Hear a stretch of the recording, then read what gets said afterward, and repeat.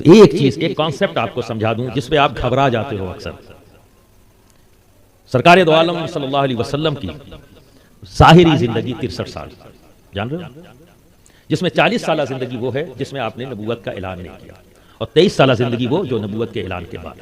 ٹھیک ہے، اسی میں ہی قرآن ملا، حدیث ملی، سب کچھ ہمیں اسی میں ملا.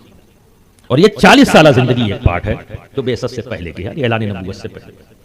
اب یہاں پر آپ کو غور کرنا ہوگا، کیونکہ 23 سالہ زندگی پر خوب باتیں ہوتی ہیں نبی کی، 40 سالہ زندگی پر کم بات ہوتی ہے. تو برادران ملت اسلامیہ، ان 40 سالہ زندگی پر جب ہم غور فکر کرتے ہیں تو اس ملک میں ہم کیسے رہیں اس کا سارا جواب ہمیں مل جاتا ہے. وہ 40 سالہ زندگی غور کریں کہ ابھی اعلان تو ہوا ہی نہیں ہے، تو مسلمان کا تصور کہاں سے؟ ابھی اعلان ہی نہیں. ٹھیک ہے، تو اس وقت نبی کیا حجرہ نشین تھے؟ سوشل نہیں تھے، کسی سے ملتے جلتے نہیں تھے، کسی کو بلاتے نہیں تھے، اور کسی کے بلاوے پہ جاتے نہیں تھے. تو دوست سب کچھ تھا. نبی بلاتے بھی تھے، نبی بلاوے پہ جاتے بھی تھے، نبی بازار میں بھی ہیں، ملنا جلنا بھی ہے، معانقہ بھی ہے، سب کچھ کر رہے ہیں. تو وہ کون لوگ ہیں؟ کیا وہ مسلمان ہیں؟ نبی نے کن سے معاملات داری کیا؟ وہ کون لوگ تھے؟ نبی نے اخلاق کا مظاہرہ کس کے ساتھ کیا؟ نبی نے رحم دلی کا مظاہرہ کس کے ساتھ کیا؟ وہ کون لوگ تھے؟ سارے کے سارے غیر مسلم.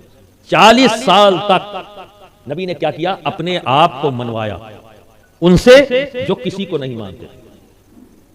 ان کی یہی تو پرابلم تھی، ان کا ایگو، ان کی ادانیت، ان کا تکبر اس بلندی پر تھا کہ کسی کو تسلیم نہیں کرتے تھے. پر نبی نے اخلاق کی تلوار سے ان کے غرور کو کاٹ ڈالا، نیست و نابود کر دیا.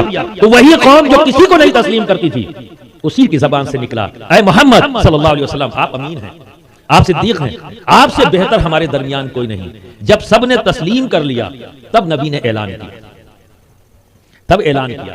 تو ان 40 سالہ زندگی کو ہم نے دیکھنا چھوڑ دیا. اگر ہم دیکھتے تو ہم بھی یہاں پر اپنے آپ کو منوانے کی کوشش شروع کر دیتے، اور ہمیں ڈر نہیں لگتا ان سے ملنے میں، ان سے ہاتھ ملانے میں، اپنے اخلاق کا مظاہرہ کرنے میں، ان کا خیال رکھنے میں. وہ پڑوسی ہے جس کے لیے نبی نے 23 سالہ زندگی میں حکم دیا، 40 سالہ زندگی میں عمل کر کے کیا، اور 23 سالہ زندگی میں حکم بھی دے دیا.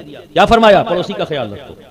یہ نہیں کہا کہ ہندو ہو تو مت رکھنا، پڑوسی کہا ہے، کوئی بھی ہو سکتا ہے، کوئی بھی ہو سکتا ہے. تو جب آپ اس اخلاق کا مظاہرہ کرو گے کچھ تو اس کی شدت کم ہوگی، کچھ تو محبت اس میں پیدا ہوگی، اس کے دل میں عزت پیدا ہوگی. اور مسلمان وہ ہوتا ہے جو برے وقت میں کھڑا ہوتا ہے، مسلمان وہ ہوتا ہے جو ضرورت مند کی ضرورتوں کو پورا کرتا ہے، مسلمان وہ ہوتا ہے جو رحم دل ہوتا ہے، مسلمان وہ ہوتا ہے خود تو بھوکا رہ سکتا ہے پر کسی کو بھوکا نہیں رہنے دیتا.